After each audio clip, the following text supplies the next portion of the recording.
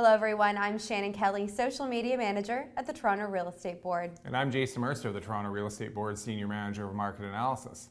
Now Jason, sales were up over the summer, especially compared to last year, and August was no exception. So why don't you run down some of the statistics for us? Sure, Shannon. Let's start with sales. We saw 7,569 transactions entered through the Toronto MLS system in August. And this was up by about 21% in comparison to August 2012. And we saw a double-digit increase across most major home types. And so if we think about what's been the major driver of this sales growth, it really comes back to many households having accounted for the impact of stricter mortgage lending guidelines that came into effect last year. And so you've seen many of these households then reactivate their search for ownership housing.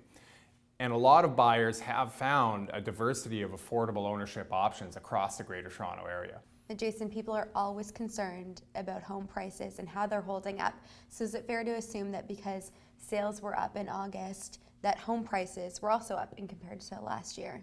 That's right. We did see strong price growth for August. We saw the average selling price up by 5.5% to a little bit more than $503,000. And at the same time, we saw the MLS home price index up by 3.7% when we're looking at the composite benchmark indicator, which gives us an apples-to-apples comparison of price growth from one year to the next.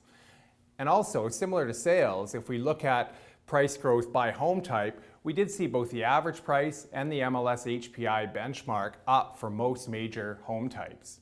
And so the main reason underlying this has been the continuation of tight market conditions. We saw growth in sales on an annual basis outstrip growth in listings, both new listings and active listings at the end of August. And so this means that there's still quite a bit of competition between home buyers in the marketplace, and that always serves to exert upward pressure on selling prices. Now, Jason, when you say that home prices were up across most major home types, does that include condominium apartments? It does. I mean, the condominium apartment market has been the best supplied market segment over the last year or so, certainly with strong condominium apartment completions over the last couple of years. But even with that said, with buyers benefiting from a little bit more choice, we have seen the price trend for condos flat to up over the last few months. And so what that means is that we have seen enough interest in condominium apartments relative to supply to keep upward pressure, albeit at a more moderate pace than when we're looking at low-rise home types in the Greater Toronto Area.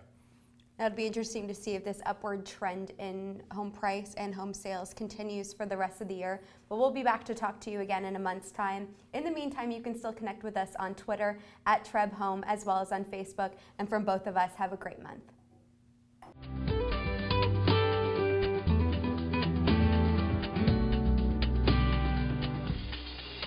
Brought to you by GTA Realtors.